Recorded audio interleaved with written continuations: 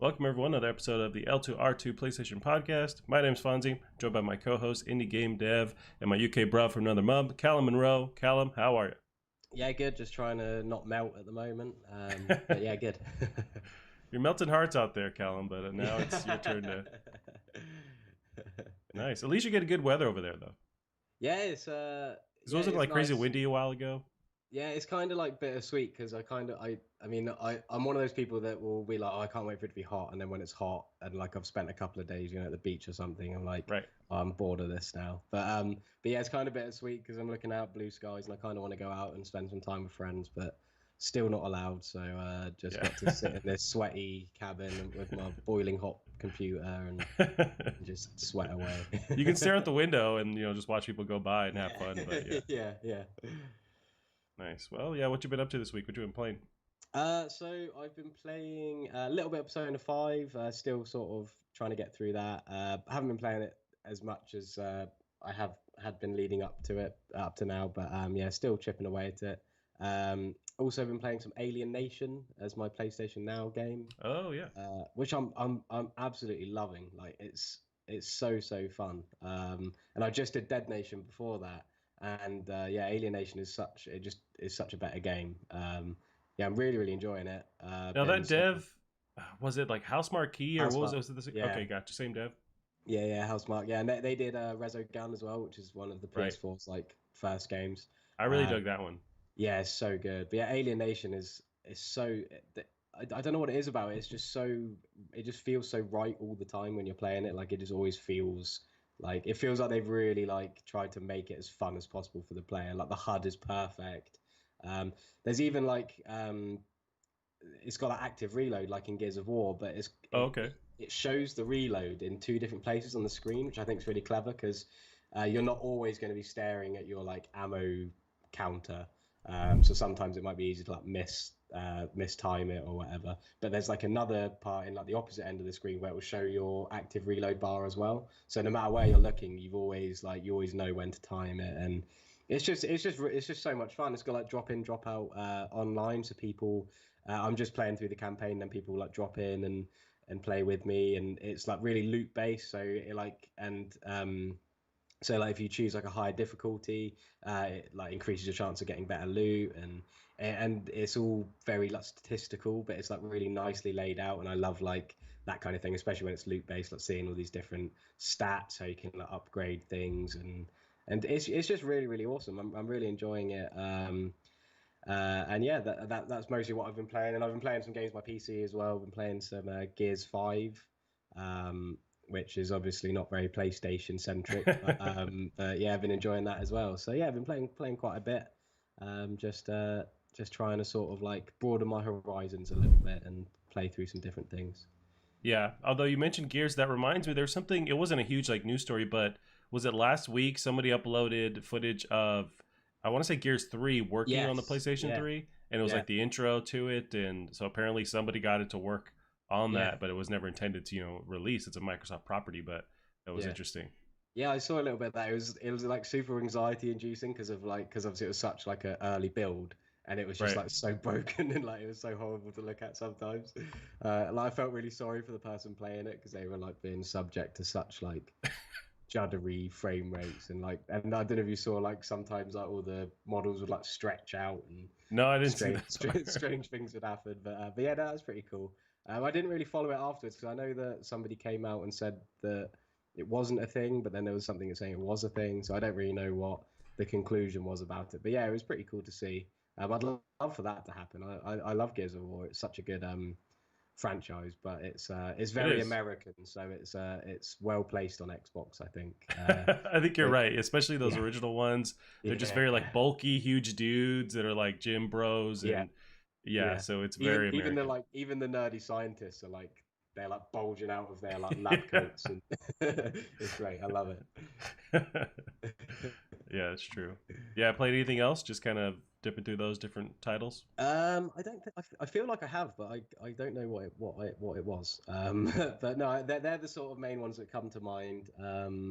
But yeah, I mean, out of the three, Alien Nation has really surprised me. So much fun. Yeah, really good. What about you?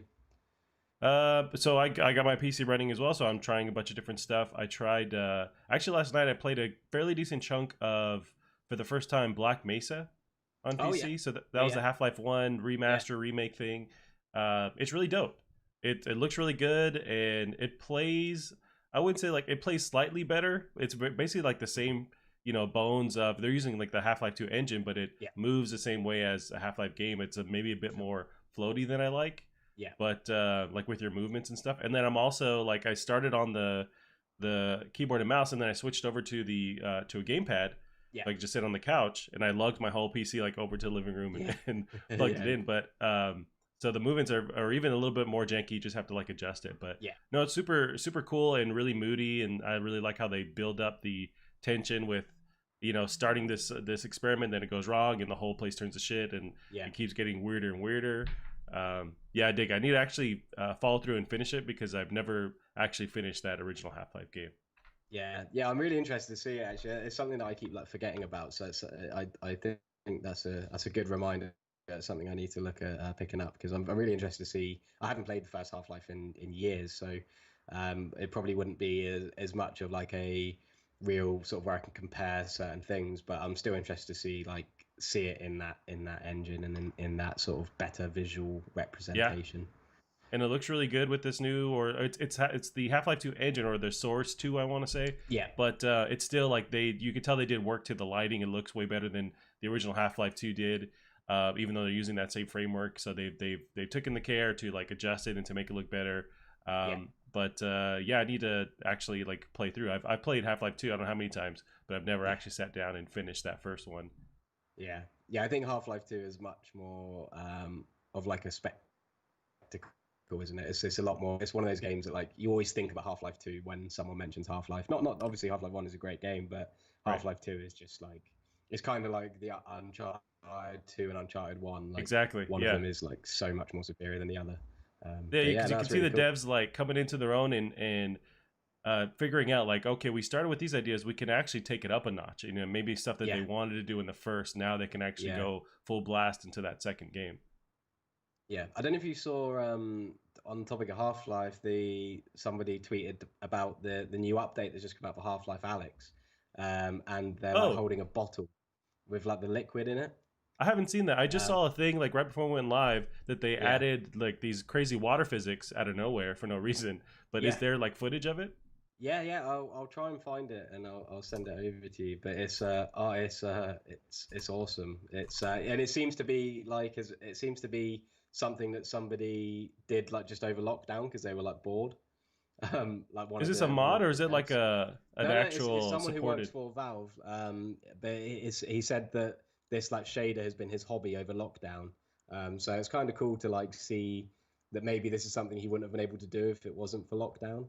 So I'm just going to try and share this. Let me So send it. I found I think that's basically what's going on in this footage here. So Yeah, the your character is shaking a bottle, and you yeah, see the liquid react yeah, in a super realistic way. yeah. It's That's nuts, and insane. that's a shader. That's not like physics going on in there. That's just Yeah, so I'm sure there'll be physics going on, I'd imagine, but I think the shaders like where you can kind of like see like bubbles coming up. You can see oh, sort of I like see. this like slight foam at the top as well, which is it's just so clever. Oh yeah, the Um, bottle has bubbles in it. Wow, yeah, that is and insane. it's something that's like liquid, especially in like drinks, is always something that never looks right. You can have like a game with like the most amazing, even like pre-rendered cutscenes, and Yeah, then they'll like take a drink and it'll just look completely like wrong. right. But and that's like in game, so that's like updating in real time. It's not even something that's pre-rendered and meticulously done to look good in that moment. That's something that's just happening because of how you're moving it. That's Yeah, it's so nuts. cool. I think it's so awesome.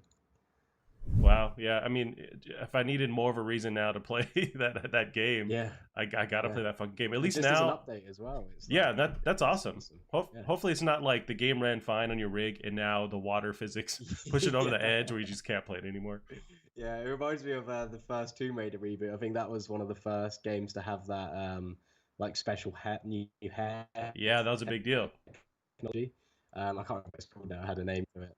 And I remember when because the first Tomb Raider reboot was one of the first games I played on my PC, and this is like back when my PC was a massive pile of trash. Um, and every time I like enabled that thing in the settings, it like just nothing, like Just it like was not stuttering, happening. yeah. Yeah. So see, I mean, I imagine if it is a shader, it's probably not even something, it'll just be like part of the game now. Um, which is it's just so cool. And yeah, like I said, I think it's cool. Like the guy who posted it said, like, this has been my lockdown hobby. Like it kind of makes out that if he was at work without all this going on, like he'd be set on to doing something else. But because he's at home, Yeah. maybe a bit bored, he's sort of gone into that, which is really cool. It shows what people can do when they've like got extra time to work on something. Yep. Yep. And they're usually constrained. It's on to the next thing. They don't have the time to work Yeah, on, personal projects, side projects. It's just whatever yeah, the director is kind of facing them towards. That reminds yeah. me, also on the topic of Half Life, there was a doc released recently. Do you ever watch No Clip? It's the Daniel Dwyer, I want to say his name is, from Yes, yeah, he's from everywhere. I think he worked at GameSpot for a while too, yeah. but he has that No Clip YouTube series where they do these docs and like deep dives into different games and behind the Yeah. scenes. He followed oh god, it's the dev that does Dishonored, and I'm blanking on their name Arcane. for some reason. Arcane, yeah. Yeah. So it's a full like deep dive on the history of the studio. They have a bunch of projects that never saw the light of day because it was like commissions and things like that. Yeah. One of them was they were working with Valve on doing this. It's like a side offshoot of Half Life that was just Mm. based in Ravenholm, and Okay. they did quite a bit of the game, and so Yeah. but it never came out. They go into deep detail on like why it didn't come out. They kind of missed their timelines there, and so Valve just kind of pulled the plug. And like Arcane's honest about it was kind of them dropping the ball, but also Valve not giving them enough time to like see it through. Yeah. Yeah. But they showed footage in the game, like they played the game in that doc, Mm. and it's really cool. And they're in Ravenholm, and they're like messing. They added these other features with like electricity, where you could solve puzzles by like shooting these rail guns and creating like a new line of electricity. So the electricity was basically dynamic, so you could like connect anything together that Yeah. normally wasn't plugged in. And yeah, it was really cool. And they just I highly recommend watching it because they Yeah, show a lot of definitely. footage. I like Arcane. I think they're an interesting studio because I feel like they have like a real what's the word, like a real style, like in Right. terms of how they like do design their worlds and their levels. Because it's like because when they co-developed Wolfenstein Youngblood, that later standalone DLC, you could really feel their influence in how the levels were designed. Like they were very much more vertical than normal, and you can really see that in Dishonored. And I like it when a studio has like this sort of staple thing that you can sort of expect from them, but not something that's like obvious as like an art style or something, but in terms of like how they design their games. Because to me that shows that they have like a real like philosophy, because with how much like teams change and personnel go to elsewhere and all of that. I think it's quite nice when a studio has like a consistent level of like design for like ideology, and I think that Right. Arcane are a studio that do have that. So it obviously shows they have like a lot of values, either a lot of values or a team that sticks together and stays together and sort of shares on these same sort of influences. Yeah, I agree. I mean, their style is definitely like a print, an imprint on Yeah, each game, and I think yeah, those are the devs that I gravitate towards, that I want to see, every release, because I trust that, like, of course, assuming that the formula that they create is interesting enough, but like I mm, like that stuff, little bits carry over from each game, so they have like a yeah, style, and you kind of yes, know a little bit what to expect yeah, with every game, that at least that they're gonna like bring it every time. But yeah, they yeah, go into deep dive on Dishonored, which I love. The first Dishonored, I mm-hmm, played that game to death. Like I really loved the freedom you had to tackle not only to not kill people, but also to play. yeah, You could do stealth, you could do action, you yeah, could traverse the yeah. world in really any way you wanted to. It was really nuts. Yeah.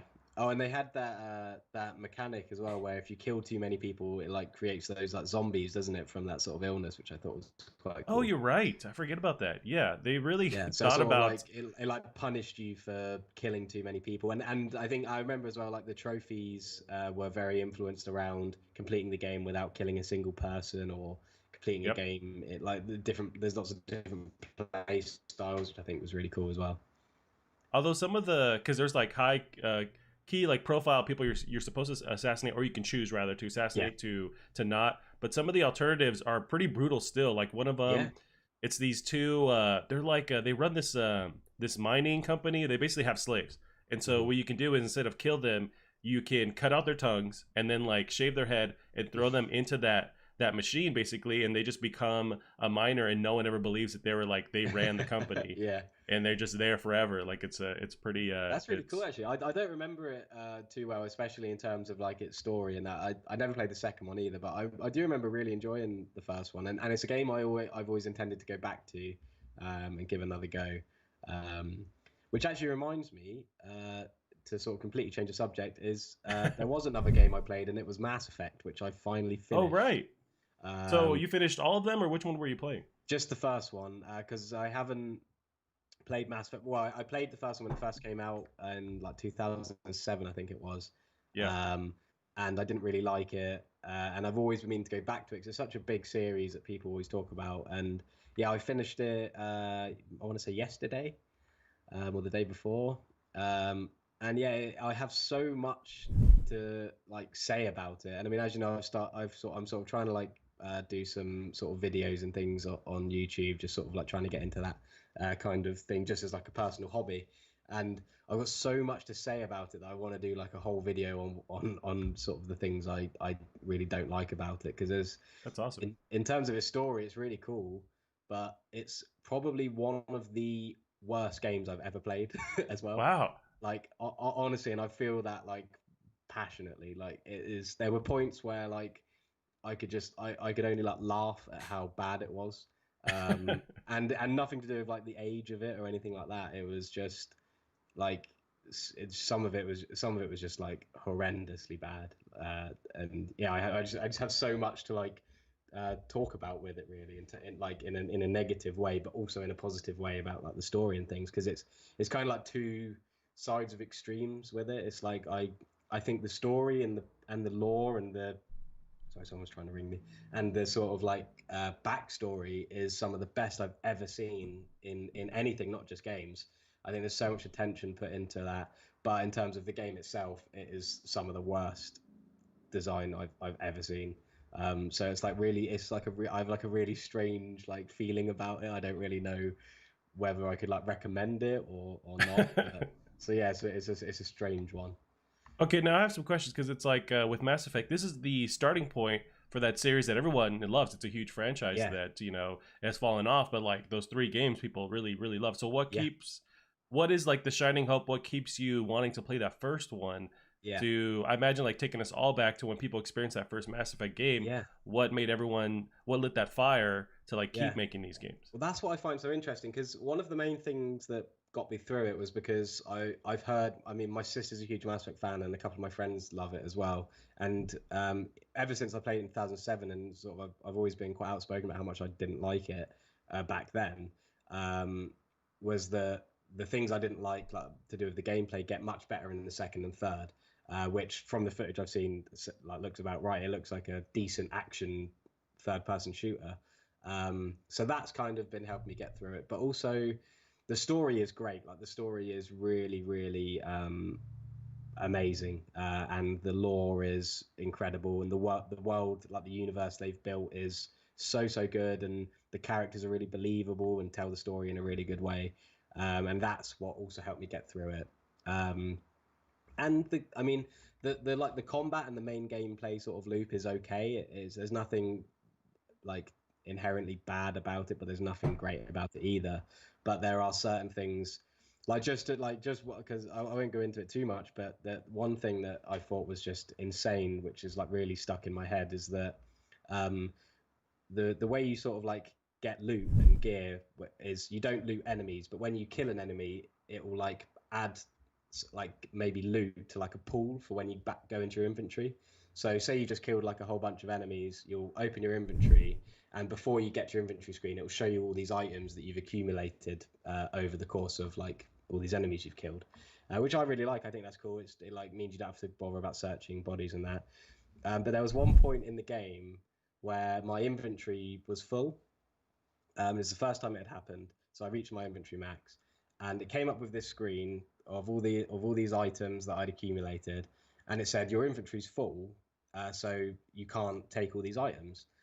So I was like, okay. So I tried to like come off of this screen so I could go into my inventory and drop some things, or reduce. It's called reducing to omnigel, which means you like convert that item into like a resource. Okay. Um, but you can't get off that screen. You can't leave it. You're completely stuck on this screen of this pool of items that you've accumulated. Like you literally cannot do anything, and you have to reduce all of these new items that you've accumulated, which will be stronger than the stuff you've got because they're new items that you've just found in this new section of the game.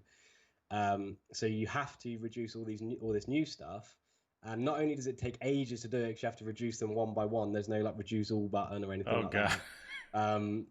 So that is like painfully long, but also there's no like thing telling you like you've got 170 items out of 150, so you know how many you have to reduce. You just have to literally sit there and sometimes go through like 30 items, reducing them all until it just lets you carry on. And like I said, you can't get off the screen until you've done it. You're just forced to sit there reducing all these things, all these brand new items that you're looking at, thinking that's so much stronger than what I have now. That's so much stronger than what I have now. Um, and yeah, and I was just like so taken aback by that. I just thought like that's just it's insane. And if you open a box, the same thing will happen. So if you open a box, it's got 4 things in it, but you're at max inventory. You can't then exit that screen and be like, oh, I'll leave those things in that box and I'll make some room. You Yeah. have to you have to destroy all of those things in that box before you can exit that screen. And like that's Why? like one. I know it's just it's insane, and that's like one tiny thing I don't like about it. But that's like one that really sticks in my head because of how like ridiculous it is. But um, yeah, it's I need to like stop because I'll go on about for ages, but it's it's definitely stuck with me because of how bad it was, but also the story. I love the story. Like the story is really really cool, Yeah. and I am genuinely excited to play the second one. Um, so it's a really strange one, but yeah, back to your question about why did people play through it without the knowledge of what the second and third games are like? I have no idea. I have no idea. Because now you can play it knowing that the second and third get really really good, Yeah, and they kind of like work on those features. But with that, if yeah. you're locked into that time frame, what like 2005 or something, I feel like Yeah, well, it's take us back to like 2007, which, like, I mean, the same year, yeah, games like Call of Duty 4 come out, Bioshock whoa. came out, so it's not like so that and so age-related things like its visuals. I mean, it's a little bit outdated in that respect. It's a bit silly in the way it presents some things, but that kind of thing I don't care at all. Like that doesn't feed into any of the negatives I have about it. But so I don't really think age is necessarily a huge factor in it because, like I said, those games came out. Bioware were already a big studio. They obviously had Knights of the Old Republic, Yep. um, which I think has far better systems and UI than Mass Effect does. But the only thing I think it could be is that this came out on 360 first, and I played it on Steam. So I played the PC version, Yeah. and I know the UI is slightly different on PC. So I don't know whether it was like ported to PC, and so because a lot of my issues are with the UI, like that for example, what I just talked about, and so I don't know whether it's just they ported it really lazily to PC, which like didn't translate well. It's So possible. whether most of people's like good opinions on the game come from the 360 version or not, but when I played on PC, there were points when I was literally just laughing at how bad it was. So yeah. I finished Mass Dang. Effect. I'll be going on to the second one soon enough. So hopefully that will instill a bit more confidence in me about the series. Now, did you romance any people? Did you get at least that No, you could do I that? didn't even do that either. Jesus. I didn't even get close to it. I don't even know how you do that. Like I didn't um You got like to convert those things to jelly, then you use that jelly to romance somebody. yeah, That's how it yeah. works.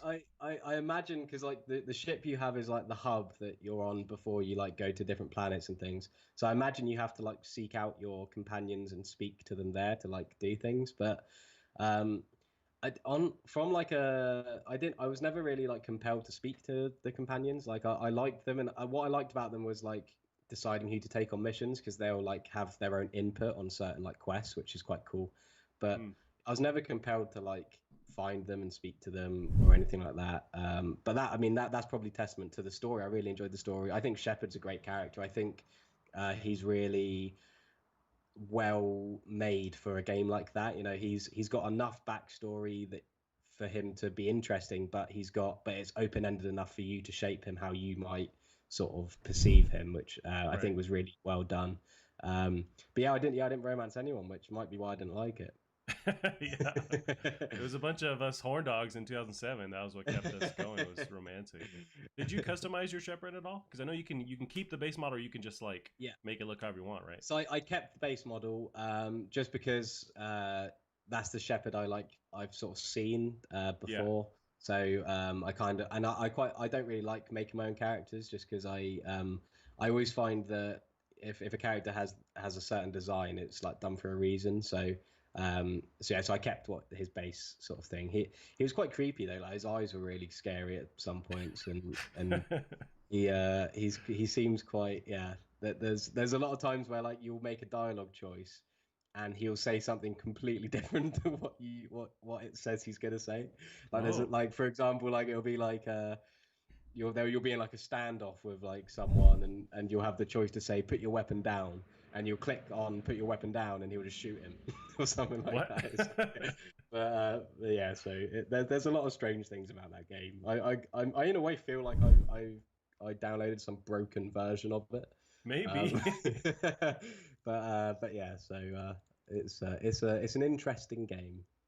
Nice. Yeah, it's one that I don't know if I'll ever go back into it, but I understand it's really loved, and so I Yes. think I tried the first years ago and wasn't into it, but yeah, and it's one that I think is really ripe for a remaster, like a complete Yes. overhaul. Get the first, second, and third in there, and Yeah. bring up the graphics, and then maybe you work on some of those quality of life things if Hmm. that's not in those console versions. But yeah, I know Yeah. I keep seeing online people are I'll see tweets every once in a while like, hey, bring us that give us that remaster. And Yeah. but you think it would be a shoe in to do that Yeah, and yeah, print yeah. I money think. off of that. Well, I mean, I've heard quite a few sort of things recently about a Mass Effect trilogy coming to PlayStation.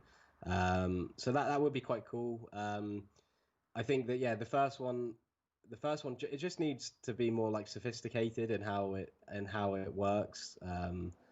It's just very like infuriating at times, and that's all it needs. It just needs a bit more sophistication, really. I think in its systems and how it works. But yeah, like you said, I think it's ripe for a remaster, and because there's people like me, and I'm sure there's other people that never got round to it, maybe because they didn't like the first one or whatever reason. So, Right. and there is an amazing story to be told there. Like I said, it's one of the most richly uh, one of the most lore rich sort of things I've seen. I think it's told really well. There's a really great story there. I wonder if, and I imagine there's books, there's like a whole, offshoot of different like story Yeah, lore that you can find in books. But I wonder if that's better as a novel, like if they can just yeah, go focus on their strengths, which seems like is the story, and just mm. go full force with that. But I wonder. Yeah. That's something I wanted actually because I'd be really interested in reading books based in that like universe because it is like I said it's a really well thought out and crafted universe and you can really see that they've put so much attention and care into the writing, Yeah. which is why it's such a shame that the game doesn't quite pull you through as well because it could really be like a special game if it played well.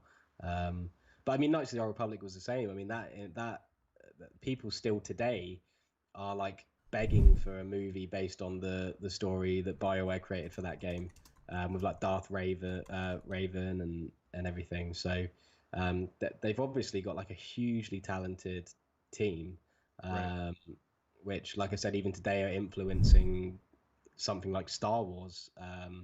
So so yeah, it's just a shame that they can't seem to. And it's like with Anthem. Anthem had a really because I played a little bit of Anthem and that came out and that had a really cool idea behind it. But then it was just the gameplay that let it down. So I think yeah, that it's a shame that they can't notice where their weaknesses are maybe or what they need to maybe shift some attention onto. But then again, I haven't played Mass Effect 2 and 3, so I might eat my words when I play those. I think we're gonna see a turnaround because I imagine they fix those things, and I feel like I've always heard the second and third are really great. Yeah. There's that controversial way they end the third I remember hearing about, but other than that, I feel like people really love the second Yeah. and third one.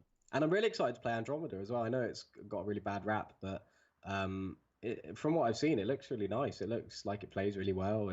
Yeah, I don't really know, and they're able to like add their sort of like writing and their sort of storytelling to more to a visual aspect as well. Because I think I was rewatching one of our podcasts actually, and you put like some gameplay of Andromeda on when we were talking about Mass Effect, and just from that, like there was like these big moving rocks and things, and it's just like it's literally just nice on the eye. Like right. I just would be happy to play through that, even if it is, you know, maybe doesn't have not quite as good in comparison to the second and third game.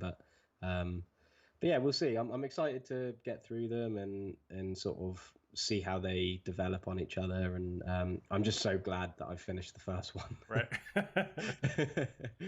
Yeah, I'll be interested to see that deep dive you make on it, and just it'd be cool Yeah. to have you. You should capture footage while you're playing too, to like to get those frustrations as they happen, and then just Yeah, kind of well, mix that that that in was as well. that's I've got at the moment on my channel. I've got like an early impressions video when I'm like 2 hours in, and it's just me playing it like live, and just talking about how I feel like that far in. And then I've got a second video where I'm like about 10 hours in, and I'm Gotcha. talking about how like my opinions have changed and how I feel at that moment. They're not like the best videos. Like I'm not very good at playing and talking at the same time. It's really difficult, especially when I'm trying to like listen to the story at times. But It's a whole thing, um, yeah. yeah, but so I'm really excited to like do this. So I'm doing this like third video as like a whole just review. I've recorded like some footage without me in it, just so I can have in the background to like enhance on the points I make. But yeah, I wrote like a script like literally just after I finished it, and I wrote like 3,500 words, like just so like just smashing out. I was so angry Right. about so much of it. Um, but I was also like quite passionate about like the story and how they've like crafted that because there's a lot to it. So yeah, so I'm looking forward to sort of getting into that. It'll be quite a big. It'll probably be the biggest video I've tried making. So I'm just excited in that aspect, just to like really get my teeth sunk into it and try and get something sort of fairly decent out. Nice.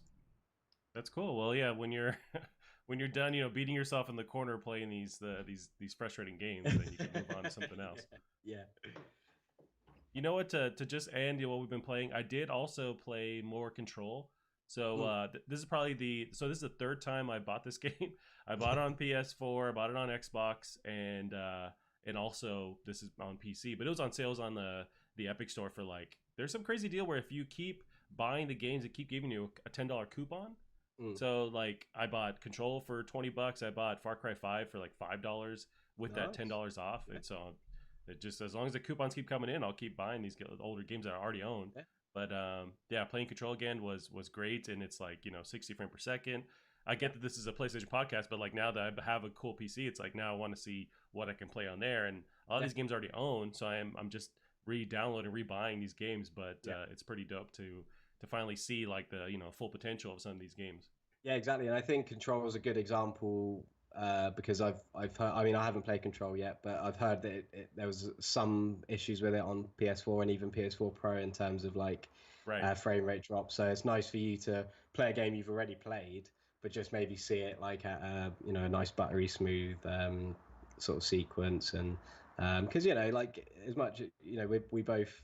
I mean, me certainly as well. Like I'm invested in PlayStation far more than any other system, but it's important to play these games on different platforms so that you sort of understand, I suppose, what you're talking about, and sort of it makes you a bit more like more rounded when sort of talking about these games because Right. you've got so many like people who are like just PC and they'll be like, oh, if you play anything under 4,000 FPS, then Right. all this. So it's good to sort of like be able to drop in and out, understand what the strength of each platform is, and so yeah, it's cool. It's nice to sort of see you jumping into PC and enjoying these sort of games as well. It also helps with like you. That's a great point. It's like just with helping your bias because yeah, if you're locked into one platform, and I get financially some people have to be, Yeah, that's totally fine. But like if you can to just try these other, and some games are locked to specific consoles. It's like if you yeah, can branch out and try other stuff, then you're less like in these camps that force that negativity of, oh, I'm only Xbox, I'm only PC, I'm only PS4. It's like yeah, that's all bullshit. So if you can play other yeah. games, play other games. And that's the thing. Like, like for example, I was talking about Gears 5. I can't play Gears 5 on my PlayStation, so Right. as a gamer, I want to play all these great games. And if I didn't have a PC, I'd probably get an Xbox because they're so cheap. It's what you probably get them for like 150, $200 now, like the Yeah. base Xbox One, which can play Gears 5. But because I already have a PC, I can get all those games there. So it should be about the games, not the hardware. And unfortunately, some games are restricted to certain hardware. But if you really are, and I'm talking about the people who, like you were saying, like act like there's only one platform out there. They're the ones that sort of try and portray themselves as these like big gamers, what they're talking about. But it's like if you're Right. such a big gamer, then why would you limit yourself to one platform, one set of games? But that being said, the PlayStation is by far my favorite platform. I'd rather play games on it over my PC just because I find like PC gaming does have its issues. I'm And learning that too. Like now, I yeah, love the fact that with I even more, I love that you can put on a game on a console, you download it, and it yeah, just works, man. You don't have to mess with the yes, settings. It yeah, just works. It looks great. I yeah, find myself fumbling for before I start a game, checking what settings work, loading a little bit, adjusting stuff, yeah, and it's while it's cool, it's that's a good hour of my time before I even start the game, half hour of my yeah, time, and it's yeah. kind of it's a whole like rabbit hole you can go down. Yeah, well, I was saying to you before we started that I was trying to play Gears One on PC with a friend, and we literally spent 4 hours trying to get it to work, trying to get us Jesus. into a game together, and because I had some time, sort of I was doing some like game dev work, and so I sort of had this time, and I was like, oh, we can play a little bit of Gears, and literally that entire time was just spent troubleshooting this issue that we were having, and it still doesn't work. So there are some, but that's mostly Microsoft Store related. But again, it's the Microsoft Store on a PC, so Right. it is. There are some frustrations, but so yeah, PlayStation's definitely king for me. Yeah, I agree. Well, Callum, that's a good segue. We'll get into some PlayStation news. It was kind of Yes. a lighter week here, but we got some stuff here we can still dissect. So this is the biggest one. So we'll start with this. This is Sony is planning a PS5 conference for as early as next week. So this is still rumored, but it seems like this one has getting a lot of attention. A lot of people are talking about it, especially Jason Schreier, who's kind of like the go-to for a lot of this new stuff. He's now at Bloomberg. So the article is for Bloomberg. Jason Schreier and Takashi Mochizuki have the details. Sony Corp is planning a digital event to showcase games for its next generation PS5 console that may take place as early as next week, according to people with direct knowledge of the matter. The virtual event could be held June 3rd, though some people also caution that plans have been in flux and the date may change. Other PS5 events may follow in the coming weeks and months, and Sony is not expected to reveal every essential detail on the console during its first presentation. As Sony spokesperson declined to comment, the company shares were largely unchanged in early Thursday trading in Tokyo. The Japanese tech giant has only let out a trickle of information on the PS5 so far, which the company says remaining on track for release this holiday season despite the COVID-19 pandemic. Chief Executive Officer Kenichiro Yoshida said earlier this month that Sony will soon be announcing a strong lineup of PS5 games. So Avenger Beat has the kind of the breakdown of what they've also heard with this story. So the focus for this event coming up for the PS5 focus will be the next gen games running on PS5 hardware. Don't expect any details on price or an exact date yet with this event. Next event is a state of play scheduled for early August. Focuses on next gen and current gen games. So we keep hearing early June. I know there was a June 4th date that was apparently that was let go. That was another rumored one, but this is June 3rd, which is on the earlier side. How do you feel about this? I know we kind of talked about cracking that week of Last of Us 2 launch Yeah. week to kind of like keep this whole thing with PlayStation going, but maybe it's earlier to bridge before that to just keep Sure. that momentum, and then you drop the Last of Us 2, and then it's Yeah. off to the races. Yeah, I think as long as I think any time now, I think with Last of Us 2 being, what, 3 weeks away tomorrow? I think it'd be 3 weeks tomorrow. I think any time now would be, between now and then, would be, enough to really like own the floor for the next couple of months. Because obviously they've got Last of Us 2 coming in June. They got Ghost of Tsushima coming in July. So any time between sort of now and, I'd say, Last of Us 2 would just mean that they would hold the floor for a long time. But if they do that and it's still not quite satisfactory in terms of what they show, then it could have maybe negative effects. Um, Right. but yeah, it's exciting. I just want to see the box. That's all I want. I don't need a release date because I mean holiday 2020 is enough for me. A price would be nice, a chance to pre-order it would be nice, but I just want to see it. I just want to know what it looks like so I can dream about it. Yeah, I think you're right. I mean, it would be good to get the price out there, but maybe you do wait a little bit longer till August. I think that's fine. Hmm. I would rather it be with a launch or released along with the the box itself with this PS5 Hmm. event. But at the very least, if you give us the box, then that just gives us more time to like pick it apart, to Yeah. theorize about it, to see what that box means for. Because I imagine the design hopefully is going to be more unique. We're gonna pick that apart. So like it just Yeah. kind of this trickle information gives us more time to chew on something before we get the that initial price. And it seems like price wise, this thing, at least rumored, what they've been talking about on the sidelines is that it's going to be priced a little bit, or hardware wise, it's going to be something that's not as powerful as the Xbox One X. So maybe it's something that's going to be priced a little bit cheaper, or at least the very same price, as Xbox X, and that seems to be like $500 range. So we can Hmm. assume it's around that same price. But yeah, I mean, get the box out, get and also some games. Like we're kind of overshadowing Hmm. the fact that like to see some legit like Yeah. first party titles is going to be awesome. Yeah, definitely. I mean, you're hoping to see like your Spider-Mans, your Horizons, maybe a Killzone. Um, I'd love as much as I'd love to obviously see some anything to do with Spider-Man Horizon. I'd love to see either a new IP or a returning IP. I mean, Resistance, I think, would just be the perfect Yeah, thing to show.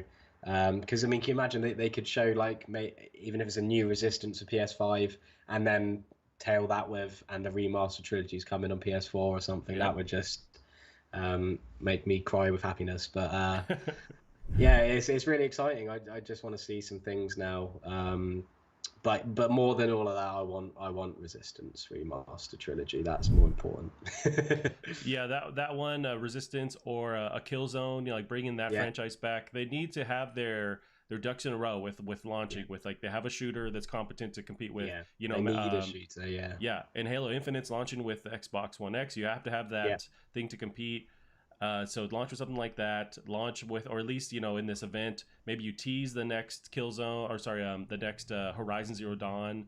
You tease the whatever Insomniac's working on with Spider-Man. yeah.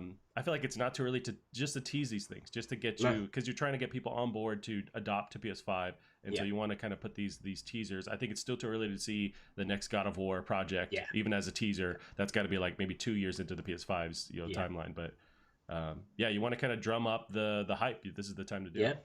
Yeah, definitely, and I think I think a shooter is really important with Halo. I see a lot of like people, talking shit about Halo online, about Halo Infinite because they haven't shown much off about it or talked about it. But it's Halo. They don't need to. They don't need to show anything Right. off. I'm sure it's going to be awesome, um, and it seems and the way they've been talking about it, it sounds like that they're really trying to, reboot it and bring it back to its sort of former glory. So that's going to be a real seller for Xbox.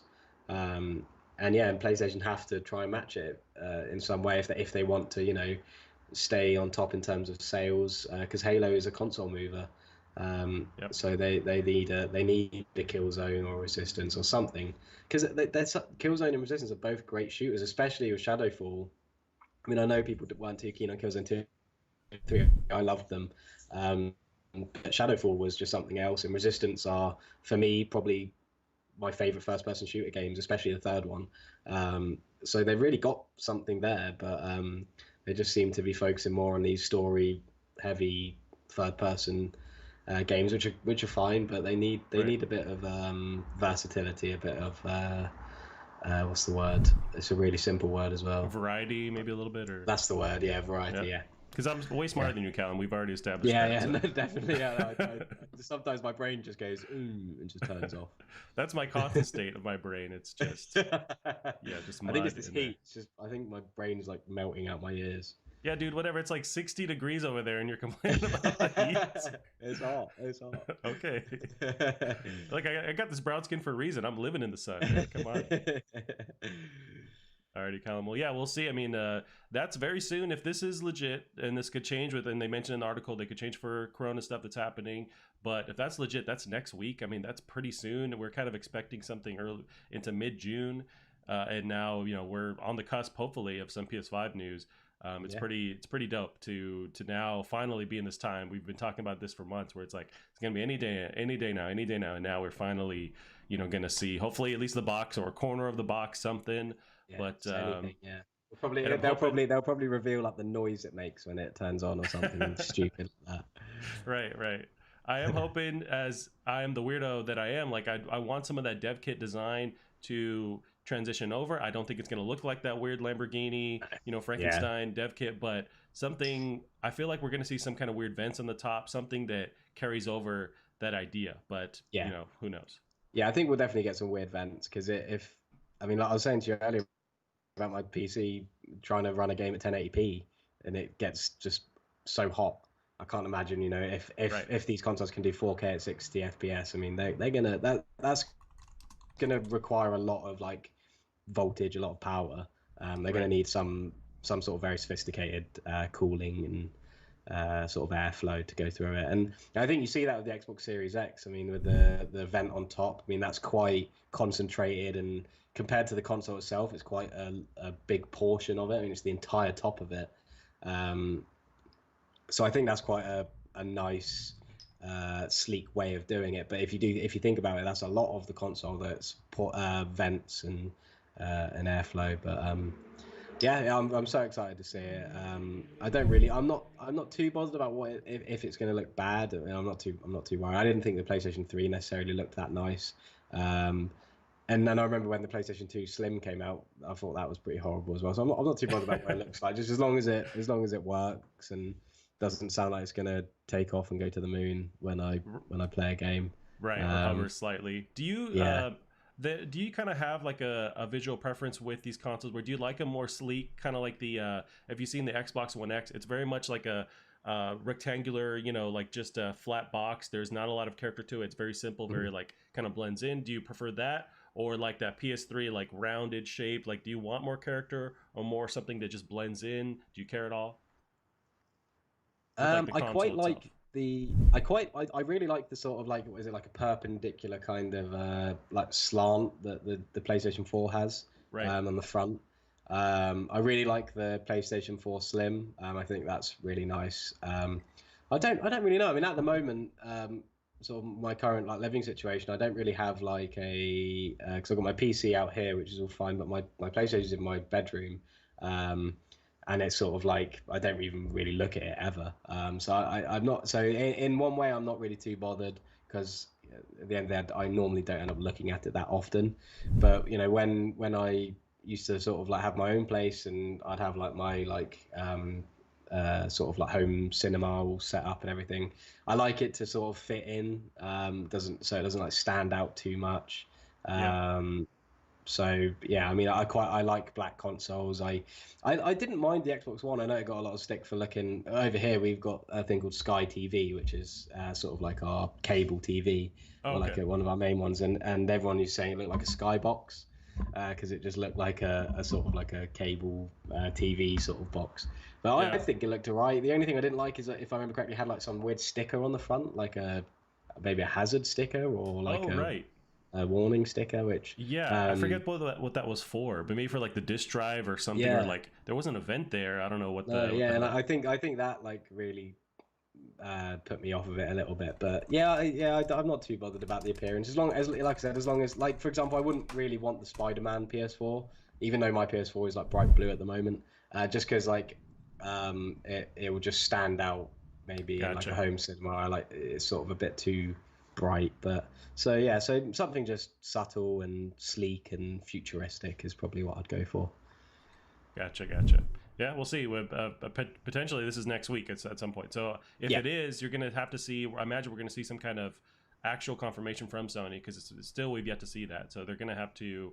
They're not just gonna drop this one day randomly, or maybe they will. I feel like they would tease this once they get the actual date, and then we're off to the races. But we'll see yeah, what they actually decide to confirm. yeah, But yeah, interesting time. The next article here, it's not really an article because I didn't want to read or watch anything about this, but this is about The Last of Us 2 yeah, state of play. So last week we're pretty, I don't know if negative is the right word, but I felt like I didn't need this. And no, maybe if I could control this, no one should see this as well. But Yes. it is what it is. There's still Yeah. people hungry for it on Twitter. I made sure and like removed any mention that I could in my like muted words of Last of Us 2. Didn't want to see it. There's still like memes and stuff that I've seen float around.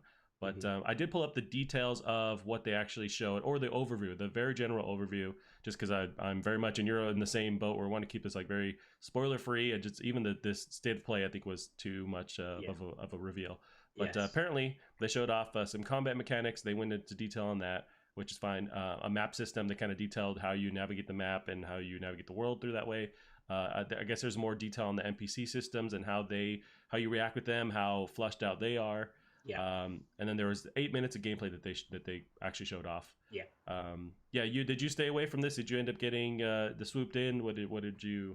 So I've seen like I didn't watch it. I haven't watched the whole thing. I've seen like clips that people have been like taking out and putting around and certain like images and things. And I watched like the first minute or so because of the I don't know if you saw the PlayStation Vita thing in it.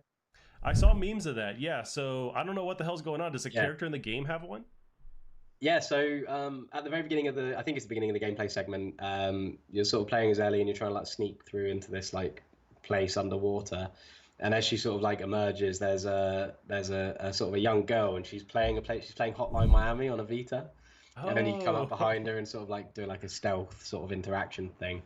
It was really cool. It looks like just I just don't understand how they've managed to have it like work so well. And I think it's similar to even in the first game, like with how well everything flowed, everything seemed scripted in the first game. Even now, to today's standards, it's still impressive. Like when you're like having a fist fight with somebody or like melee fights in the first game, they seemed like you're watching a cutscene, but obviously they can go so many different ways.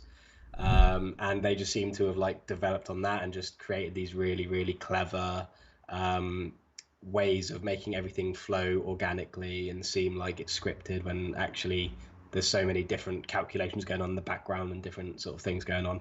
Um, so yeah, it looks amazing. I don't know anything about the map or the combat mechanics or the NPC systems or anything. I didn't watch enough of that, but from what I've seen, it's just exaggerating the fact that it's going to be a insane game. yeah. I mean, that's great. You kind of I trust their caliber, and everyone else does. To Mhm. the nth degree where they can deliver. Yeah, I guess maybe my first thought is with how beautiful it is looking to be. How is the base model PS4, especially if you have yeah, like a launch PS4?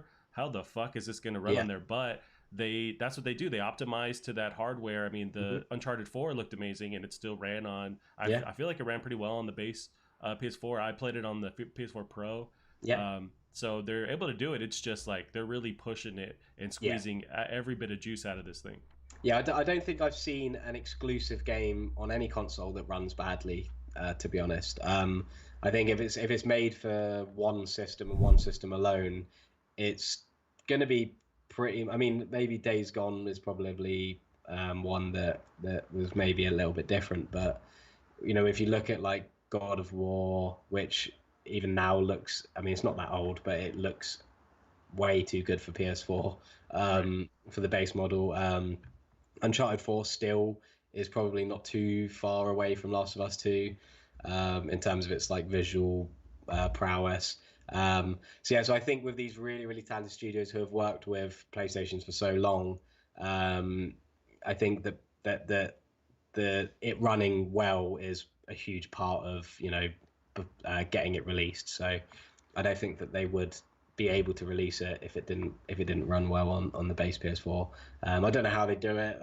They're far more intelligent than I am in that respect. So I have no idea how they manage to get all that juice sort of flowing out of the PlayStation 4. So yeah, I'm really excited. I'm just so excited to see it running Yep. on the PS4 and hopefully that there's not going to be any downgrades or anything. But on that note, I don't know if you've seen the photo that people have been sharing comparing. They must have shown the same scene from Paris Games Week, which was in 2017 now, I think. Um, and they showed a still from that, and then the exact same scene, but from yesterday's or the other day's state of play, Is it of a next to each other. character that was in the first one, right? Yes, Okay, yeah. what's the difference? So The still from yesterday is like 10 times better. So the game's actually gotten better. It looks far better than it How? did. Exactly. So and people were saying like Ubisoft take note. They're like because they're basically doing the opposite of like what Ubisoft known to do. You know, where they show Right. off gameplay which looks really amazing, and then the game comes out and they're downgraded it so that it can run on the consoles. Um, but yeah, it seems like Naughty Dog are actually improving the fidelity of the game as they go along, and yeah, it's incredible. I'm just so excited to finally get my hands on it, and I've been seeing like lots of like people like Greg Miller's got it, and all these different reviewers are playing it, and Right. That's my next thing um, is the embargo. So a lot of these outlets have it. The embargo lifts on yeah, Friday, June 12th. So we're yeah, gonna, and I can't imagine this thing is not gonna deliver. I mean, no, come on, yeah, it's like the yeah, writing's on the wall. We could see this is gonna be an yeah, insane, 10 out of 10 across the board. I yeah. imagine. Yeah, you'd have to imagine it. I mean, I'm sure there's going to be a lot of like, you know, people giving it negative scores, not critics, but just people because we've already seen that kind of like reaction just before the game's even out. So I'm sure there'll be that, but that's to be expected. But yeah, I did sort of go into like a slight jealous rage when I saw that some people have got it already. Yeah, that's the tough one. It's a game Yeah, we waited so long for, and people, and then for them to go, which I guess they can. That's a fair yeah, thing to do. To be yeah, like, I think especially Greg Miller is like, I got it. I'm yeah. playing it. It's like fuck, man. Yeah. Just pretend you don't. And I think the next image he shared was like he's also playing Iron Man VR and with the shirt off, and I'm like, okay, he's living his best life over there apparently. But Yeah, yeah, it's dope. I mean, I can't wait. We're gonna see more about it. I didn't want to watch this Last of Us 2, but for a lot of people, and if, I feel like most of the internet, ingested this, they were fine with it, and maybe they didn't show that much that was gonna like spoil anything. And I trust Naughty Dog that they wouldn't do that. I just being the nerd that I am, I get weird about stuff, even like with movie trailers. Like I'll watch if it's a movie that that I really dig that I want to see. I'll watch the first one and then that's it. Leave me alone. yeah, Even in theaters, like back when we yeah, had movie theaters, like if they were playing a trailer that I haven't seen yet for a movie, like say like one of the last Marvel movies, like there was a Endgame, like when they yeah, would keep revealing new trailers, I would just like shut off, walk away, go to the bathroom, and then come yeah, back because like I don't want to see any more of this. yeah. I don't know if it's because for me, I'm not too bothered about spoilers sometimes. I think there's like a lot more context normally to Sure. sort of how something happens. I mean, not that I like to see spoilers, obviously, but for me, for trailers and things, I just can't be bothered to watch them a lot of the time. Like, I mean, with The Last of Us, I do genuinely just not really want to see anything, so I do want it to be fresh. But with like movies and things, I'll maybe watch a trailer if I'm interested, but most of the time I just don't watch trailers. And like my friend like loves movies and games, and he will like watch a trailer like over and over and over again. And I just don't know how he does that. Like I watch one trailer and then that's it. Like that's plenty for me to Right. to go off of. So yeah, so I think I agree. It's like sometimes you just need to know when to like stop showing so much. And I think Spider-Man was a great example of something that just showed way too much. Like Yeah. just so much was shown for that game. Um, but I mean I get they got to like market things, but Right. you've got to think like Last of Us 2 especially, like that doesn't need marketing. Like people are going to buy it. Like Yeah. this state of play has not made somebody now go and buy it, I'm sure. I doubt there's anyone on the fence about it. If they played the first one, then they know the quality of these games. Um, That's what I would imagine, but maybe there are still yeah, idiots out there going, "Huh? What? yeah. There's a oh okay, I'll play this one first." It's like, "Hey, fuck you, dude. If you played Last of Us 2 first, this isn't for you. You Yeah, gotta they're go." doing it like Star Wars, like playing the Right. second one first and then finding out what happened. I remember working at the coffee shop with this girl a while ago, and we were talking about Star Wars, and it was when the Last Jedi or Force Awakens, whatever that last one, the final ending to that Skywalker saga was. I forget the name of Yeah. that Oh, movie. Rise of the Skywalker. There you go. Excuse me. So when that movie came out, I Is just it watched Rise it. of the Skywalker? Probably not. But yeah, something Rise like of that. Rise of Skywalker. Yeah. So that movie had just come out. Yeah, She was probably, like, "Oh yeah. yeah, I watched it," and then I was asking her, "What'd you think?" And she's like, "Yeah, it was cool. I didn't know what was going on. That was the first Star Wars movie I ever watched, and it it blew my fucking mind. I'm like, what are you doing? You're watching the last. She was like, yeah, I thought it was cool, but like I didn't know who this guy was, that guy was. I wanted to walk away because like, why would you live your life like that? That's It was that's terrible. so that's like proper chaotic evil, isn't it? Yeah. Like that is like awful. It was, yeah, I'm just like, obviously she didn't care, it was fine, like she was not a Star Wars fan. I guess go for it, just watch the last one, watch the ending of it first for some Yeah, reason. But yeah, it just blew my mind, yeah, that people do that. But that's, I yeah, feel like there's a lot of people that do that, they just don't care, which is yeah. cool. Like I'm not gonna freak out that people don't like the same media that I do, or to the degree that I No, do. definitely not. That's Yeah, totally yeah, fine. But it's yeah, also just weird to me that you would because you're only hurting yourself. Like those yeah, payoffs for these characters that end, their story yeah, culminates, it's like that payoff isn't there because you watched the last one. yeah. But I mean, I think that just play. I think that probably just plays more into like my like I have a weird thing where like I'll only watch something if like I feel like it's a good um if it's like good time spent, if that makes sense. Sure. And it's like really annoying. But so like yeah, if I'm gonna go watch a film at the cinema, especially because it's such an ordeal, like it takes so long out of your day, Yep. like to do. You got to get there. You got to get there like an hour before for some reason. Um, and yeah, and uh, so for me, I have to like make sure I'm going to watch a film I want to watch. I sort of understand, especially if it's like a sequel. I need to have like watched the ones before it, like really Yeah. recently. So I make sure I like understand everything. So yeah, to me that's like so relaxed that it's like almost psychotic.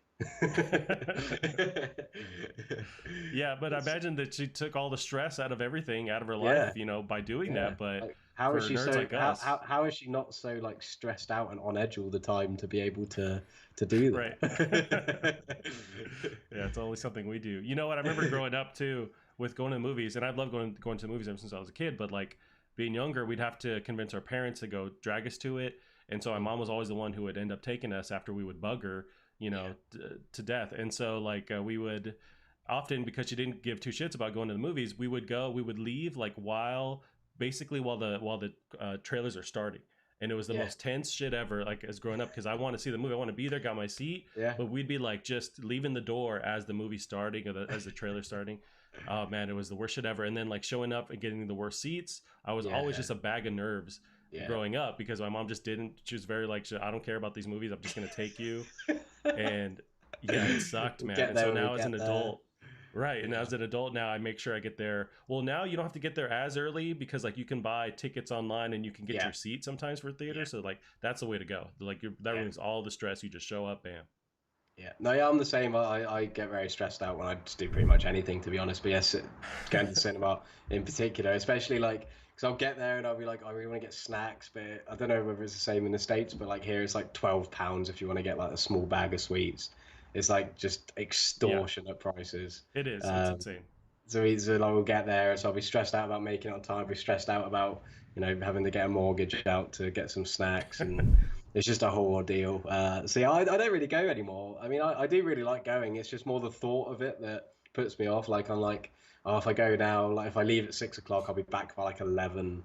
I'll have seen one singular film, which I'll probably forget about. Yeah, So yeah, I hear but you. then if I go, I'll have a great time and love it. So it's just one of those things. I definitely save it for back when we could go to movies. Like I'll save it for the movies that I really want to watch, like the ones that Yeah, I don't want to miss seeing on a big screen. Say like a Star yeah. Wars or something to that caliber. It's like Oh I yeah, do yeah, yeah, want to. I'll save it for those special movies, and everything else I'll basically like wait till it comes out yeah, digitally and just watch it there. But yeah, yeah. I tell you what's really nice as well. I don't know if you've done it. Is going to the movies on your own and just like I haven't because tried that. What do you think? it's I did it. I've done it twice, I think, and both times were for Star Wars. I did it because I was never really that keen on like going to see it. I do like Star Wars, but I've never been like one of those people that like go midnight release for it or whatever. Sure. So like all my friends would like go straight away, and I'd be like, well, I'll catch it another time. So by the time I'm ready to go watch it. Like everyone was seeing it like three times. And yeah, I love it because you've got no one to like bother you, no one's talking to you. You can just sit there and just like not have to worry about what everyone else is doing. I honestly prefer going to the cinema on my own than with people. just because like you don't really talk to people when you're there anyway, like when the Yeah, film's that's the thing. starting or anything. It's really nice, and normally like where you can like select your seat, no one will sit next to you, no one will select that seat because they'll see this weird like lone person like Yeah. on that row, so they'll be like, oh no, I won't sit there. So you normally have like two things to like put your snacks, Nice. loads of room. And yeah, you can just and when I watched Rise of Skywalker, I really enjoyed it, and I was just sat there with like this massive like shit-eating grin on my face, like for the whole thing, just like literally like a kid again. Yeah. Right. So yeah, it's quite an experience going on your own. I've heard that, yeah, that like a lot of the podcasts I listen to are from comedians, and like they'll talk about Yeah, when they're on the road, they'll just watch a movie alone, and it yeah, sounds like such an insane thing, but it's like actually the yeah, way to go because you just get yeah, more. Like you're talking about space, you don't have to worry about other people, yeah, and yeah, you can't talk while you're in a movie anyways. The idea of yeah. taking like a first date to a movie was always the worst Oh idea yeah, because I you can't know. talk. Yeah, yeah, Well, Cal, we'll go into our next article here. This one is yep. right up your alley. So this is hopefully some more news on the next Resident Evil. This is a Resident Evil announcement happening June 10th, according to the Resident Evil Ambassadors Program. So PlayStationLifestyle.net has the actual details here. Chandler Wood wrote the article, lining right up with when E3 2020 would have been had a pandemic and mismanagement not gotten in the way. Capcom apparently has some kind of Resident Evil announcement happening on June 10th. According to a notification sent to high-ranking Resident Evil ambassadors, they are being told to expect an announcement on June 10th, 2020. The text at the bottom of the image, so I have the image here, text at the bottom of the image simply reads, a Resident Evil announcement will happen on June 10th, 2020. Without any further details or hints, we're only left to speculate about what Capcom could be announcing. Is it another Resident Evil remake? Will we get to see Resident Evil 8 after mountains of alleged leaks and rumors about the game?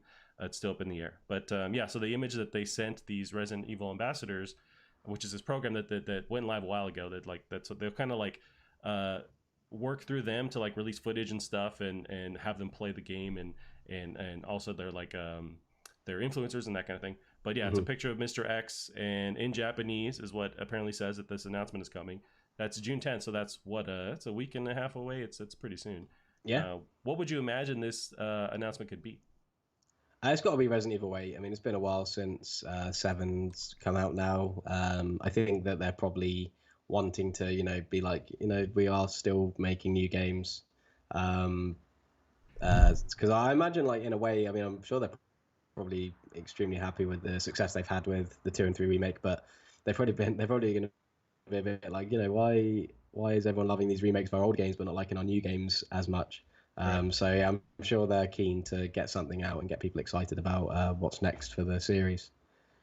Yeah, I would agree. I mean, now's the time to, because you're right. You don't want to kind of just be a remake machine of these older Capcom games. You want to kind of push the Yeah. envelope, the tech and stuff, and the ideas Hmm. with the next entry in the Resident Evil franchise. And there's been rumors for a long time that they're going to like some kind of European setting with these like witches or werewolves and stuff added to it, and so I'm hoping we at least get to it's something like that. It's some kind of Yeah. new Resident Evil entry, because I think we're all hungry for that. Yeah. Those remakes have sold so well. There's a lot more fans on board now, so now's the time to release this new thing. Yeah, for sure. Nice, nice. Well, we'll see what that. So that's June 10th, so it's coming up soon, Yeah, but we excited for won't know. that. Yes, yes. So, Callum, this one, next one's also up your alley. This is I found this in the news recently. Destroy All Humans remake receives PC demo. So, IGN Jordan Allman has the article here. A PC demo for the upcoming Destroy All Humans remake has launched on GOG, which is goodoldgames.com. The demo, which is 8 gigabytes in size, offers the first mission of the game as well as a bonus challenge mission. This build was previously demoed at trade shows in 2019 and sees Crypto decimate a local farmstead with his trusty Zap-O-Matic. It's a great initiative if you want to check out the game ahead of its launch on July 28th. The demo has an expected playtime of 20 to 30 minutes and includes many of the classic powers debuted in the 2005 original, including the psychokinesis, as so you can hurl cows through the air, and the devastating death ray attached to Crypto's flying saucer. Do you think you'll be jumping into this demo, Cal? So this is the same demo I played at Gamescom last year. Oh, nice. Okay. So I probably won't do it again just because it's far too much effort for my lazy self to download again. But yeah, it's really good fun. Definitely recommend giving it a download if you can. It's sort of like puts you straight back into that sort of like that mood, that sort of vibe that the first one gave off. If I remember from the original game, I think it's just the like beginning part, like the tutorial section. Okay. And then yeah, and then once you've done sort of that bit, it then gives you like this challenge where you've got to like kill as many cows as you can in a certain amount of time, which is always fun. So yeah, it's a fun little demo. It just sort of like gives you a little taste of what to expect, and for fans of the original, it lets you sort of just see how the graphics have been uphauled and Right. just how it's going to play. So yeah, that's cool. It's nice that it's sort of coming out for sort of more people to try out, and hopefully it'll get a bit more press because I haven't really seen much on it Yeah. since I guess we still since have a ever really. month, and we have like more, almost 2 months really to like get ready for this. But you're right, Yeah, there hasn't been a lot of support, a lot of advertising. So no, hopefully this demo helps, and they start yeah, to switch gears yeah, coming soon. yeah. Nice. So we got that one going on. Let's see. So this is very interesting. So this is Silent Hill PS5 rumors gain weight with Pyramid Head's arrival and Dead by Daylight. So Push Square's Liam Croft has the details. Well, things just got a little more interesting on the Silent Hill front. Pyramid Head from Silent Hill 2 and Heather Mason from Silent Hill 3 formed the latest addition to PS4's title Dead by Daylight, along with a new map named Midwich High School. That's really cool and all, but the real talking point here is the timing of it all. A Silent Hill reboot on PS5 is strongly rumored to be a thing, and with speculation pointing towards a console and game lineup reveal coming early next month, this could be just the start of the marketing blitz. According to recent speculation, the Silent Hill PS5 project has been in development for 18 months, directed by Kiichiro Toyama. Despite Konami denying the reports recently, there's far too much smoke here for there not to be some sort of Silent Hill game in the works right now. We firmly believe that these rumors will become a reality before too long, potentially in just a couple of weeks' time. Yeah, how do you feel about this? I saw that this content was being added to Dead by Daylight, which is cool. Mhm. But does this mean that this is also like kind of tease or segue into some a reboot of that franchise? I don't think it probably is anything. I mean, I'm not to say that there isn't anything going on, but I don't think it's like necessarily anything to do with that. I think a Silent Hill remake is one of those things that has been circulating since you know the whole cancellation of Silent Hills, sort of like all the dust settled from that. So I think this is just I think Dead by Daylight acquire new sort of bad guys quite often. To be fair, I mean Yeah, they had like they got like the Stranger Things guy. They've got people from isn't like Freddy Krueger in it I want to maybe. say yeah, they have those classic Um, like yeah, movie yeah. characters. Because I got a friend who used to I don't know if he is anymore, but he was really into the game. He used to tell me about all the different villains. So I think it's just a great addition. I think it's a pretty obvious choice. Pyramid Head's one of the most iconic video game villains or monsters. So yeah, I don't think there's a huge amount to read into here, but it's just really cool to see Pyramid Head in this game. I'm not a huge fan of Dead by Daylight, but Pyramid Head is horrifying, so it's quite a cool addition to the game. Did you ever watch the movies that there was two movies of Silent Hill that they released? Yeah, I think I've seen the first one, but I can't remember much of it. I can remember the bathroom scene with the nurse, just because of how Oh, like iconic that character is. But yeah, I know that the second one went very like Resident Evil latter movie, like music video, slow motion, sort of yeah, a lot of weird that. CGI film. But The first one I watched a couple months ago, it's not bad. It's still, I don't know if it like holds up, but yeah, it's yeah, creepy, it's it weird, seems it's to be alright. moody. Yeah, yeah. It Yeah, seemed to have was like captured the mood of it, but right. yeah, the second one seems a bit strange. Yeah, that one I don't even know. I think it released in theaters, but like there wasn't any No, support. It just kind of came out and it's often forgot about. But Is Sean Bean in it? I want to say Sean I think Bean's he's in like the first main one. character. Is it? I'm sure he's in the second one as well because I remember like thinking that maybe it's not so bad because I really like Sean Bean, Yeah. um but then I remembered that sometimes good actors are in bad films. Yeah, definitely. Gotcha. Well, we'll see. Yeah. So I don't know if this.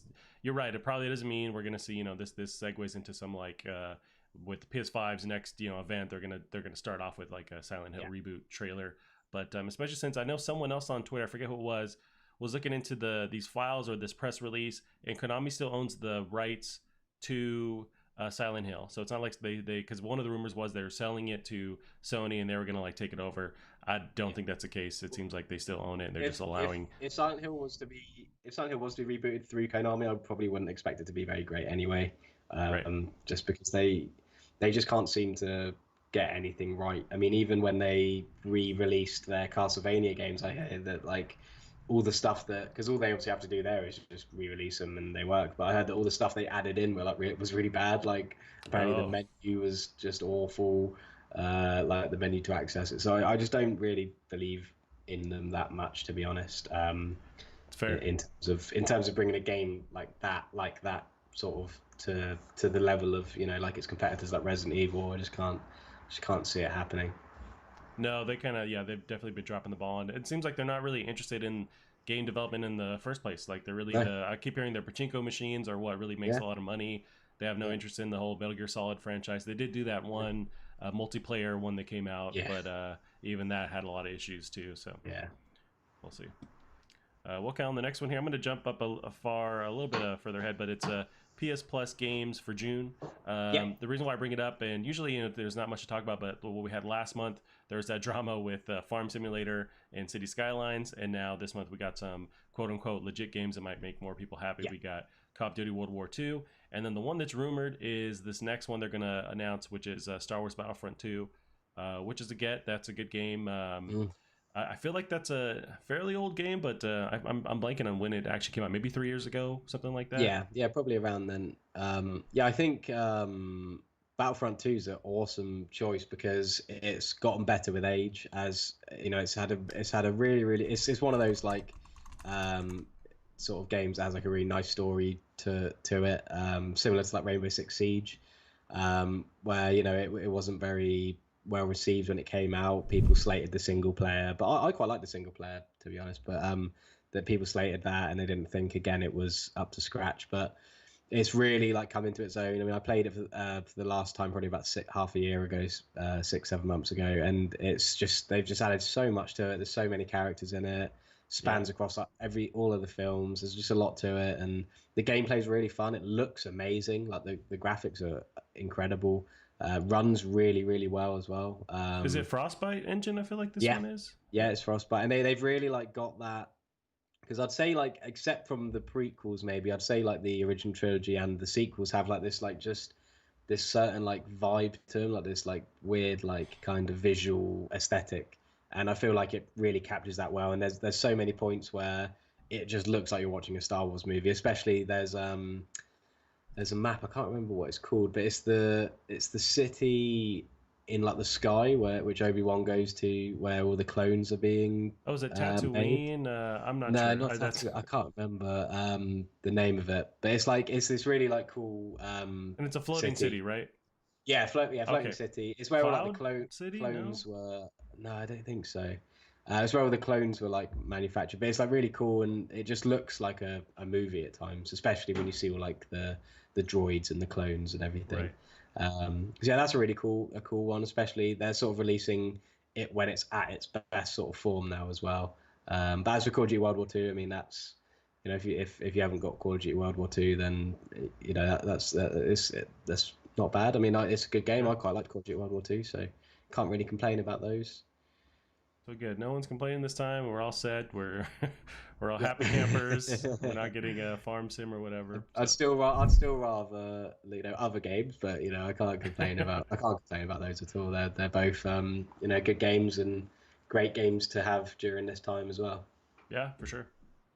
This next one here is really just kind of is used for comparison to what possibly PS5, what Sony's planning with PS5. But this was in the news today. There was a blog post on the Microsoft website. This is Jason Ronald, who's the director of program management for Xbox Series X. So he has the actual article where they go into the what they're expecting hardware wise, feature wise. But I pulled the actual breakdown from Twitter of Shinobi 602, who's this awesome, he's always tweeting stuff, always tweeting news. He works for this other publication that's really well known, Escapist Magazine. So the breakdowns from that blog post are that the Xbox Series X is compatible with thousands of games at launch. They also say all games run at peak performance. Automatically will add HDR support, even the 360 games. There's a quick resume, works with all the backwards compatible titles, and double the frame rate of select titles. I found this article interesting because just by comparison, this is the competitor for PS5 coming into the next gen. Do you think we'll see some of these features supported in PS5? Are they focusing on as much on backwards compatibility as Microsoft is? I don't know. I'd say they probably are focusing on it just as much, and I think that it's probably near impossible for them to not, have a similar thing going on. I just don't think that they did very well at explaining it when Mark Sony did that presentation. So I'd imagine you'd like to imagine that they'll have something similar to this. Right. But yeah, sounds good. I think the double the frame rate select titles is cool. I think they're quite it's quite different though, because it's sort of like it's compatible with thousands of games, and then it uses the double the frame rate of select titles. So I think it's worded well. Um, but yeah, that's cool. It's exciting. It's nice to see proper backwards compatibility from launch, because it took a while for Xbox One to actually get that library up and going. Obviously, PlayStation 4 doesn't even have that, except for some select PS2 games that you can get for PS Now. Um, so yeah, it's cool. It's a good sign. I think I actually left a snarky reply to this tweet. I don't know if it was this tweet in particular, Oh, right. I because saw that. it Yeah. was yeah, it was around the time where I couldn't get anything to work on the Microsoft Store, and I said it'd be nice if you could make your PC games compatible. Right. Yeah, But because you're stuck with on the PC world dealing with that Microsoft store. yeah, it's really awful. Yeah, so they're in my Yeah. bad books a little bit at the moment. Not Xbox, but just Microsoft. But no, Right. yeah, it's really cool. Yeah, I really hope PlayStation do something similar, just for like the general sort of consensus. I mean, I don't think I would really like be too bothered myself personally if I couldn't play PS3 games on there, because I've got a PS3, I've got a PS4. I want a PS5 to play next gen stuff. I don't want it to play old stuff. I've got a Right. PC to play, older games at higher performance. Um, but that's not a situation everyone has, and it's pretty much like a trivial thing to have nowadays with tech how it is. So you'd expect it to be part of it at launch, or at least some sort of something, a pipeline there at launch to sort of add on to, because it'd be very unacceptable for them to miss that twice in a row. So That's true, and this makes me think that yeah, because Microsoft has really has fleshed out their ability to support backwards compatibility, Sony has to kind of make sure that they're at least competitive with that, and not yeah, just push everyone to their Now service, but actually have another way to just boot up an old disk, or maybe yeah, even like a free download, something like that that's more yeah, competitive with what Microsoft's doing. yeah, yeah, Nice, Callum. definitely. Cool. So we'll end it on this last one. This is just going over some of the PS Days of Play sales that are going on now. So this is of PushSquare.com has all of these prices laid out. And so we talked about last week. There was that it was that German leak that was going to happen. Then they came out that later that week and actually gave out some dates and some prices and stuff. But yeah, so some of these are legit titles that everyone should play on PlayStation. So we got like Yeah, God of War. This is the European site, but God of War for 11.99, which is I want to say like $9, something like that. yeah, and they've got these like special cases as well, which are really cool. Yep. There's a Days of Gone with limited edition steelbook. There's a Horizon Zero Dawn complete collection. Yeah, a lot of these are under $20, under 15 Yeah, bucks. Pretty dope. Even Fallout 76. We got Marvel Spider-Man. I mean, yeah, now's the time to jump in on some of these. These are games that everyone, or it's required reading, like Horizon Zero Dawn. I mean, the list goes on here. You even got some yeah, Death Stranding for pretty cheap. yeah. Some really, really good stuff actually.